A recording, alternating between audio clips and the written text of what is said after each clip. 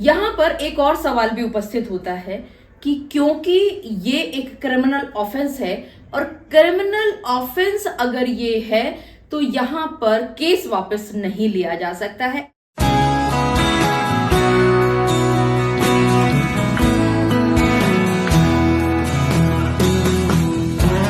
आप लोग किसी भी लाइन में अगर काम करते हैं तो आप लोगों के संपर्क में आते हैं चेक्स, और अक्सर आप लोगों ने देखा होगा कि चेक्स डिसऑनर होते हैं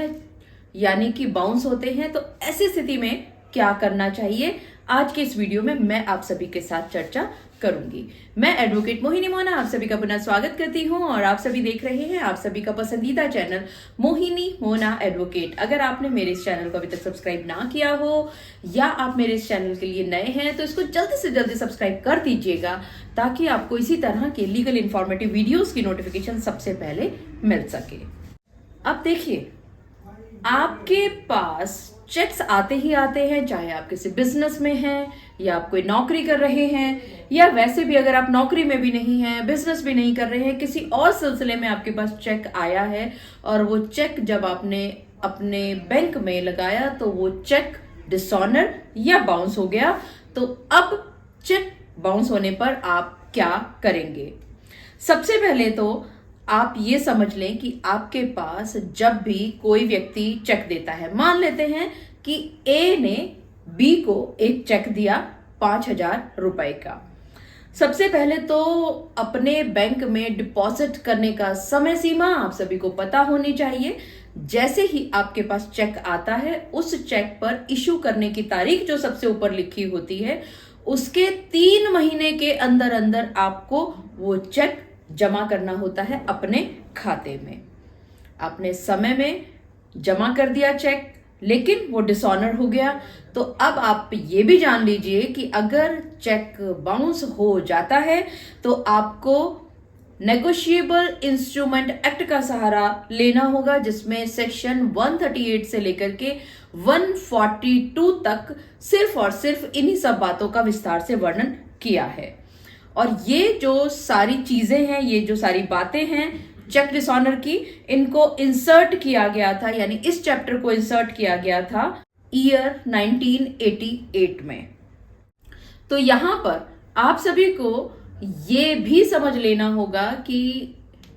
नेगोशिएबल इंस्ट्रूमेंट एक्ट लाने का मकसद ही यही था कि चेक से लेन देन होता रहे, क्योंकि ये बहुत ही सुरक्षित भी हुआ करता है कि आपने एक नियत राशि अपनी तरफ से दूसरे व्यक्ति तक पहुंचा दी, लेकिन अगर कैश होता है तो कैश का नष्ट होना या खो जाना या चोरी हो जाने का बहुत ज्यादा भय रहता है।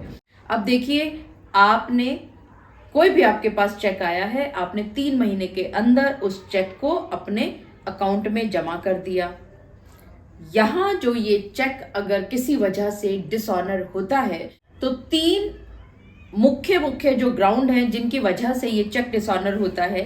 पहला, इनसफिशिएंट फंड, यानी कि ए ने जब बी को चेक इशू करके दिया था तो उस समय पर उनके बैंक में इतनी राशि नहीं थी, यानी कि उनके अकाउंट में इतनी राशि नहीं थी जितनी राशि का वो चेक दे बैठे। मान लेते हैं कि 5,000 रुपए का चेक ए ने बी को दिया था, लेकिन क्योंकि आपको पता है कि घर में बहुत सारे काम होते रहते हैं, कभी पेटीएम के द्वारा निकल गया पैसा कुछ, या कुछ चेक्स उन्होंने दिए हुए थे, उन चेक से उनकी फैमिली में ज्यादा पैसा खर्च हो गया और उनके अकाउंट में उस समय पर 5,000 रुपया नहीं बचा था जब उन्होंने बी को ये चेक इश्यू करके दिया था। तो पहला कारण चेक डिसऑनर होने का होता है इनसफिशिएंट फंड। दूसरा, क्लोज्ड अकाउंट। बहुत बार ऐसा होता है कि आप अपना जब कोई भी अकाउंट बंद करते हैं, क्योंकि जब आपने एक जगह से दूसरी जगह पर ट्रांसफर कर लिया और उस ट्रांसफर के समय पर आप वहां से पुरानी जगह से अपना बैंक बंद करना चाहेंगे और नई जगह जहां पर आप रह रहे हैं आज की डेट में वहां पर आप अकाउंट खुलवाना चाहेंगे, तो जब आप यहां पर बैंक में अकाउंट क्लोज कराते हैं तो उस समय आप भूल जाते हैं कि आपने कोई एक चेक इशू करके दिया था बी को, और बी ने, क्योंकि 3 महीने का टाइम था उनके पास, उन्होंने अभी तक क्लियरेंस के लिए बैंक में डाला नहीं था, और जब आपने अपना अकाउंट को क्लोज कर दिया और ये अकाउंट बंद होने के बाद अगर बी ने क्लियरेंस के लिए इस चेक को बैंक में डाला और वो हो सकता है कि उस समय पर आपका क्योंकि अकाउंट बंद हो चुका था तो वो चेक डिसऑनर हो जाएगा और रीजन आएगा क्लोज्ड अकाउंट। इसके अलावा बहुत बार हमने ये भी देखा है कि स्टॉप पेमेंट की वजह से भी डिसऑनर हुआ करते हैं चेक, क्योंकि कोई भी ट्रांजेक्शन्स थी आप दोनों लोगों के बीच में, किसी भी वजह से जिसने ए ने जैसे बी को जो चेक इशू करके दिया था अब वो पैसा नहीं आपके पास भेजना चाहते, क्योंकि हो सकता है कि जो माल उन्होंने भेजा था उस माल में कोई कमी थी या कुछ और भी रीजन था। उन सभी रीजंस की वजह से उन्होंने उस चेक को क्लियर होने से रोक दिया। तो तीसरा मुख्य कारण होता है चेक डिसऑनर होने का स्टॉप पेमेंट। अब देखिए, जब आपका यहां पर हुआ क्या है कि ए ने बी को 5,000 रुपए का चेक दिया था, वो इन तीनों रीजंस में से किसी एक रीजन की वजह से डिसऑनर हो गया। अब क्योंकि बी को ए से 5,000 रुपया वापस लेना ही लेना था, लेकिन वो चेक डिसऑनर हो गया है, बाउंस हो गया है, तो यहां पर बैंक आपको जब वापस करेगा बी को ये ओरिजिनल चेक, इसके साथ साथ एक मेमो भी देगा और उस मेमो के अंदर लिखा होता है कि किस वजह से ये चेक डिसऑनर हुआ था। अब यहां पर बहुत सारे लोग ये सोच लेंगे कि क्योंकि चेक डिसऑनर हो चुका है, मीमो उसके पास आ चुका है, तो अब वो फटाफट कोर्ट के अंदर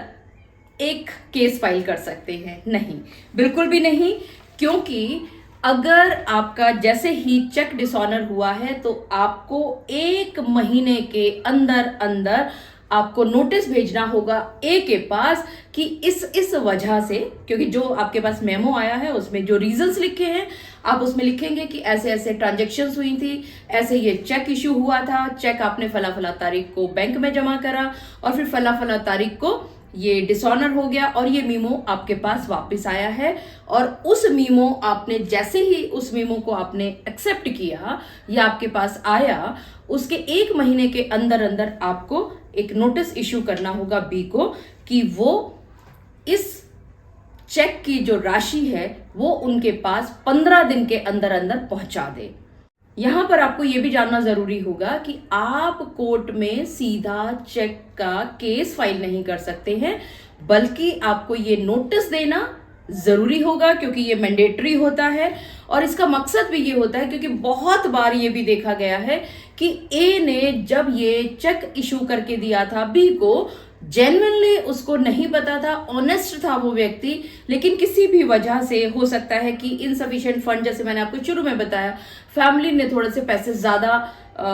यूज कर लिए जिसकी वजह से बैंक में उस समय तक पैसा नहीं बचा था, या जैसे मैंने बताया कि क्लोज अकाउंट कर दिया लेकिन वो चेक बी ने बाद में उसको क्लियरेंस के लिए दिया। यानी इस तरह की अगर कोई भी बात होती है तो ए ऑनेस्ट था लेकिन उसको जानकारी नहीं थी कि उसने जो चेक इशू करके दिया था बी को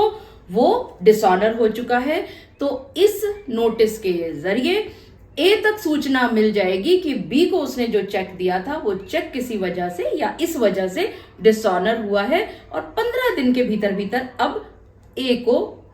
वापस पहुंचाने हैं वो पैसे जो कि चेक में लिखे हुए थे।